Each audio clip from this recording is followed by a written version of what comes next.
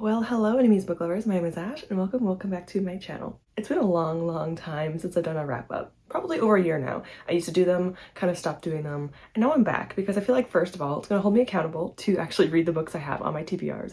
And two, I think one of the most important parts about BookTube is talking about the books you read. I'm not always the best at watching wrap ups, I will be honest, so I am part of the problem. But that being said, I think it is really important to talk about books we read. So let's go a little bit into numbers and what I was supposed to read and what I ended up reading. Let me just get my iPad so I can see what I read and all that fun stuff. So for my January TBR, I had 8 books I had planned on getting for my January TBR. That was For the Fans, Black Butler, Archangel Storm, Wisteria, Promise Be Sunshine, The Way of Kings, Malice, and then my unwrapped book, which we know now is For Blood and Ash. So I had 8 books I planned on getting to. What I actually ended up reading was 4 novels and 3 manga.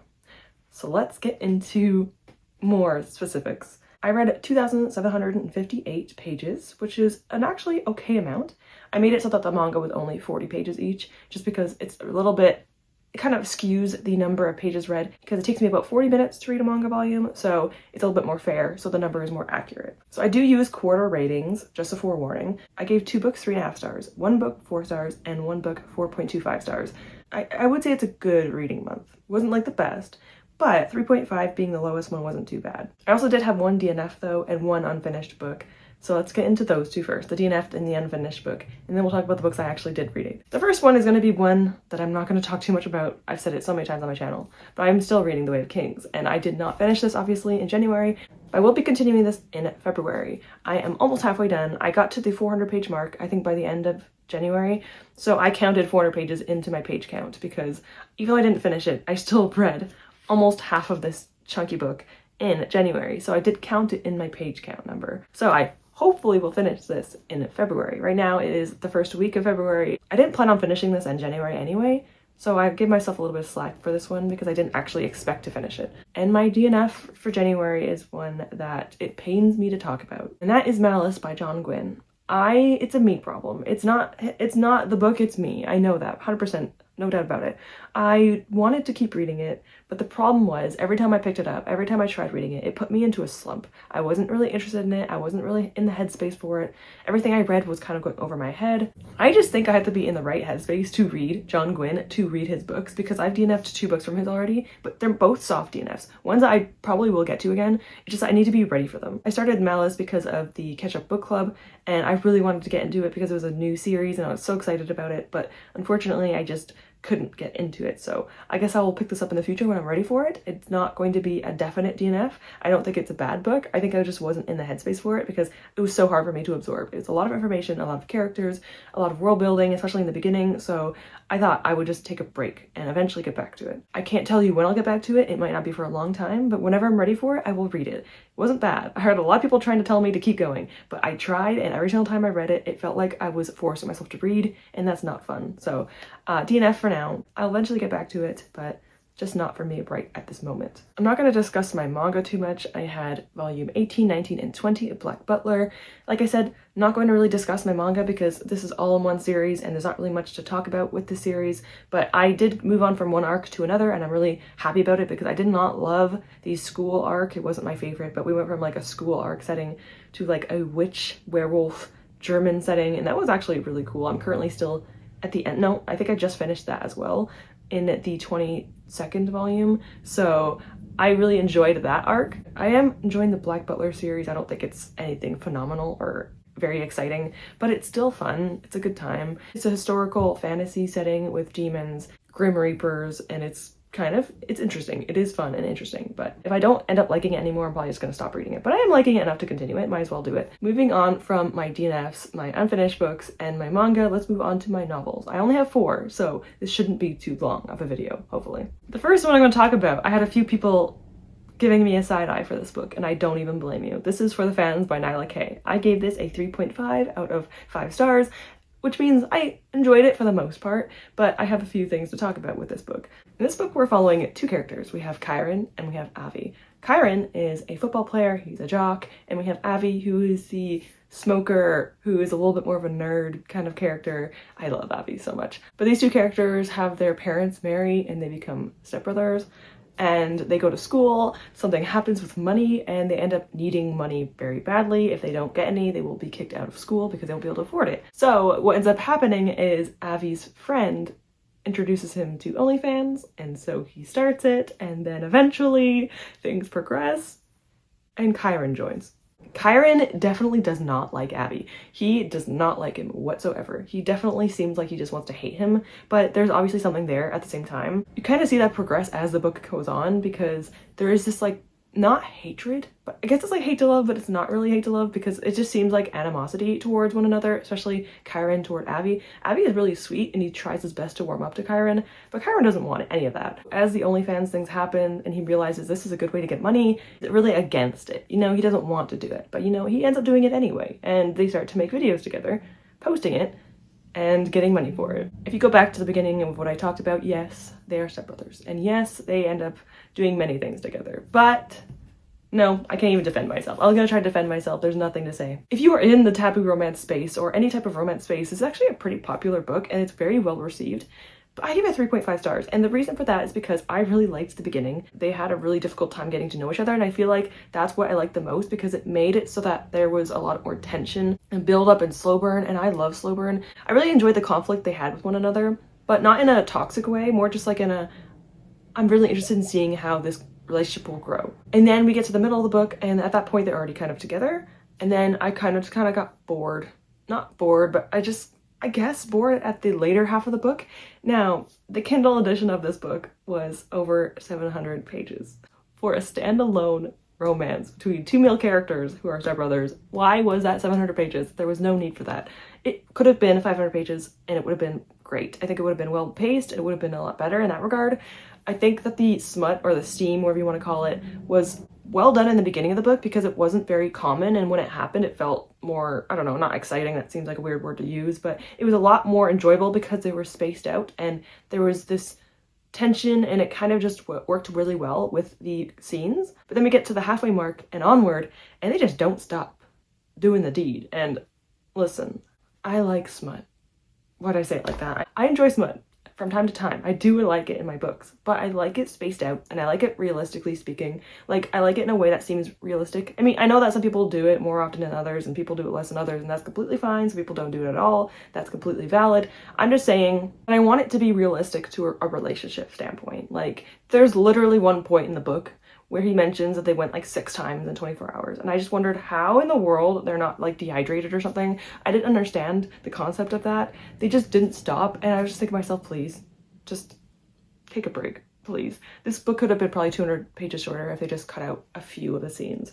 And yes, I am complaining about the smut. If you like that, this book might be for you. But for me, it was too much. You might have been like, hey, maybe the stepbrother thing would have been the problem.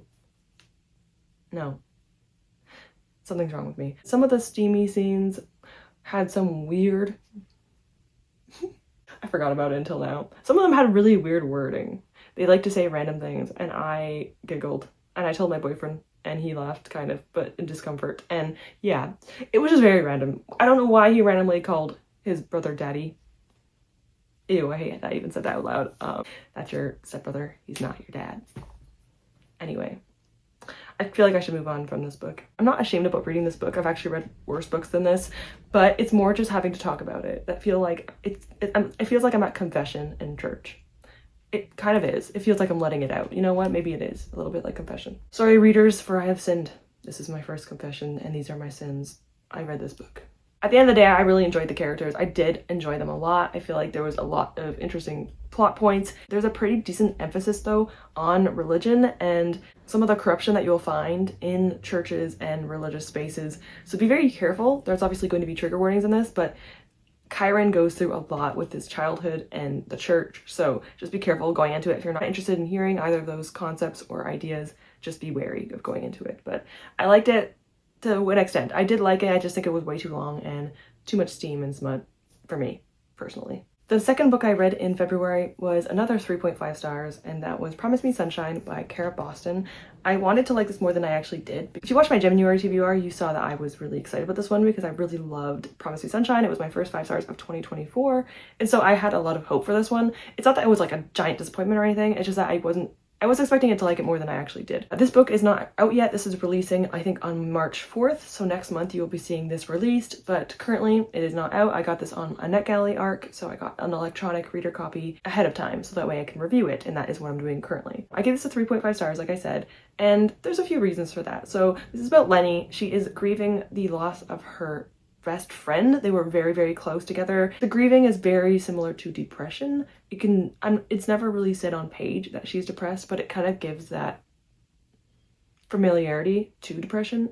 I think one of the biggest positives of this book was the handle of grief. Grief is the main point in this book. We see it in Lenny a lot. Lenny is missing her friend. She doesn't want to go back to her flat because this is where her friend and her lived, and she can't even look at the things that her friend had. Like, everything she looks at in the house reminds her of them, the memories they had, etc. And I think that the way that this book talks about grief is one of the strongest points of this entire book. I think that is beautiful. I didn't cry a lot, but I'm pretty sure I got teary-eyed at least at 1 or 2 different occasions because of how difficult it was for Lenny to deal with these problems. And not only that, but the person that she ends up meeting, Miles, who is the love interest, he also has dealt with grief himself, so he understands how she feels. When Lenny takes a job to babysit someone's daughter, Miles shows up in the house because he's the uncle of the girl that she is going to be babysitting, and so he's like around once in a while in the house because he doesn't really babysit her. He's like in the area above. I don't know how to explain it, but he's essentially living in the upper area of where this mother and child are, and so he comes down once in a while and sees her, and at first he's a little bit judgmental. He's not the nicest to her,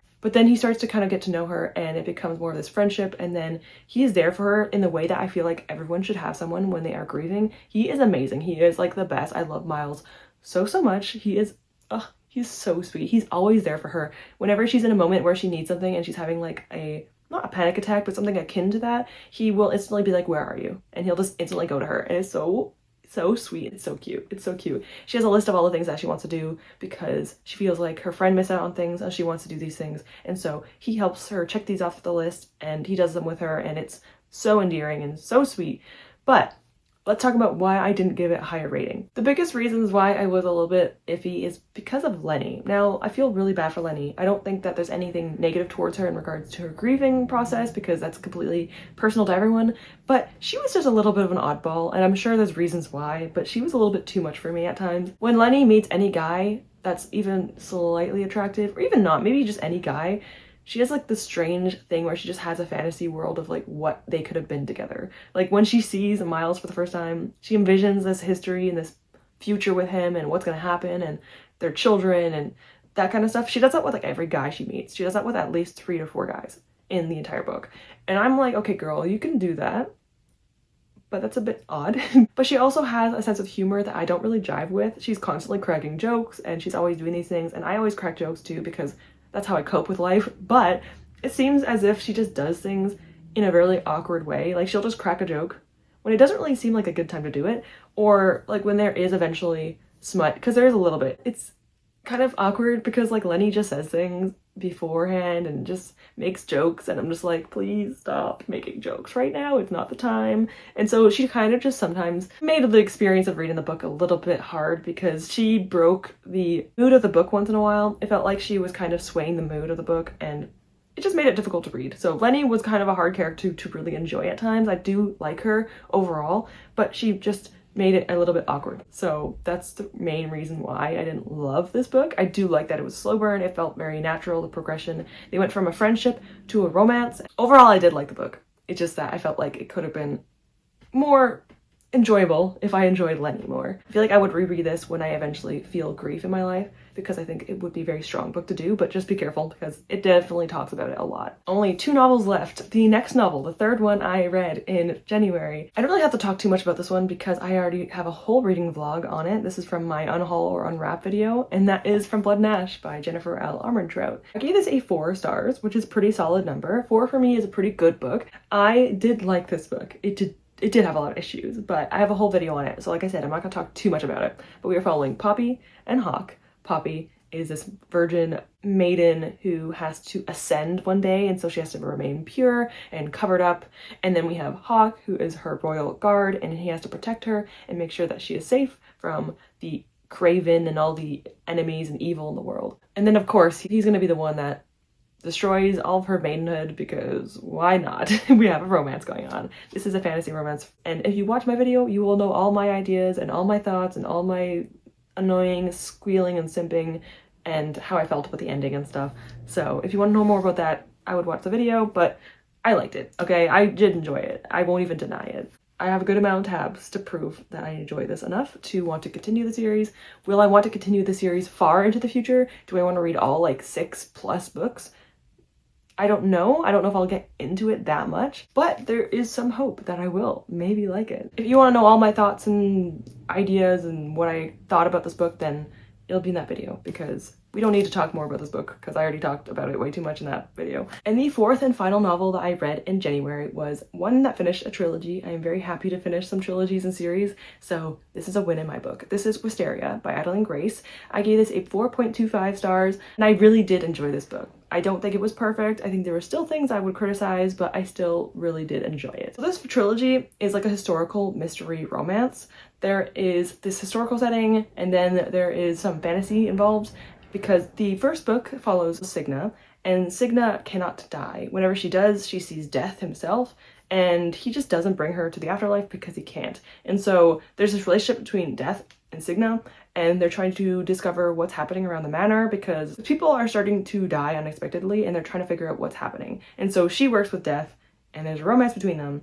And you probably already know that I didn't love the first book. The second and third book are definitely my favorites. Didn't love Belladonna, but I really did like the second book, and then we are moving on to the third book. The third book, Wisteria, actually follows two different characters, and I personally liked these two characters more than Signa and Death. I won't say who the characters are, I don't want to spoil anything, but I really liked the relationship in this book. I think I liked the beginning a little bit more than the ending, because the beginning kind of had more of that like hate to love, and I really liked that about the book. There's just like so many things that I really enjoyed about the beginning of the book. It was just so good to read. I love it so much. It's kind of like the vibe of Jude and Carden. Maybe not as much hate, but the whole like I hate you and they don't really hate each other. Like I love that. I love that so much. I think for me, I just like the pining, the build up, the slow burn toward romance. And once we actually get the payoff of romance, it kind of makes it not boring necessarily, but it just makes it not as exciting, I guess, for a reader because they're already together. It kind of takes away the whole aspect of tension, but I still really did like the end. I did read this in like 3 days. I read so much of this in the first 1 or 2 days of reading it. Like the first half of the book I read within like a day and a half, and I don't read 2+ hours of a book at once. I usually have to read at least 2 different books between an hour and a half. I don't really read more than an hour and a half a day usually, but this book made me just binge read the entire book almost. I read it in 3 days, like I said, and it was so enjoyable, so good, so sweet. The ending though, oh my. Adeline Grace really did that to us. I don't know why she would do that to us, but she did it, and I don't know how I feel because the ending hurt me. It hurt. I was literally almost about to put the book down and not pick it up, but I'm glad I continued because once I read the epilogue or whatever the final chapter was, I was like, okay, fine. You made me not hurt as much, but still. Oof. If you read the trilogy, you'll know it's a lot of fun if you like the mystery aspect. I think the mystery doesn't really happen much in the third book. I feel like book 1, Belladonna, has a lot more of that mystery and intrigue. Book 2 has it a little bit, and I think that Wisteria has it the least amount. There's not really a whole lot of intrigue and mystery in this one. It's more just about trying to figure out the relationship they have, and the mystery kind of stems from the characters in Wisteria as opposed to the plot of the first book. So that's really cool actually to see that it switches from more of an outside standpoint to an inner conflict. That's kind of cool. Wisteria definitely is my top book of January. I really liked it. It's not like an absolute favorite book, but I definitely like the trilogy. That is all I have read for the month of January. I have my little graphic. I put this on Fable. I have read 9 books because I've read some in February already, but in total I read 7 things in January. A pretty good, decent month all around. So I'm hoping that this will continue throughout the year, and I will actually read more books I enjoy, more 4+ star books in the future, hopefully 5-star books, because I give those out very, very rarely. So let's just hope that I do that because I really want to find some 5-star books. So I really hope I can do that soon. Archangel Storm, I didn't finish in January, but I actually did finish yesterday. So I did finish it in February. So you'll hear my thoughts on that. Oof, not the best, but it's okay. We'll talk about it later. But I did eventually get to all the books I had planned to read in January. If I not DNF'd them, then I would read them. So that's good. I usually do read my TBRs. I just don't get to all of them in the 1 month I plan on getting to them in. But I did read / continue all of them into February. So that's something, okay? I try my best to read the books I have in my TBR videos. I don't want to make TBR videos and then not read the books because I feel like that's pointless to have TBR videos. I don't always get to all of them, but I get to at least, I would say, 75% or more of them. So that is good so far. I did that, and that's good. I'm happy with that. So with that, I'm going to end the video off here. If you watched up until this point, put your favorite animal emoji, any type of animal, whatever one that you think is cute, or your favorite animal, if it's even in the emojis, whatever you want, any type of animal. Put in the emojis below. So with that, I'm going to end the video off here. Thank you so much for watching. Hope you read some good books in January. Hope some even better ones in February in the months oncoming. And I hope to see you all soon. Goodbye, everyone.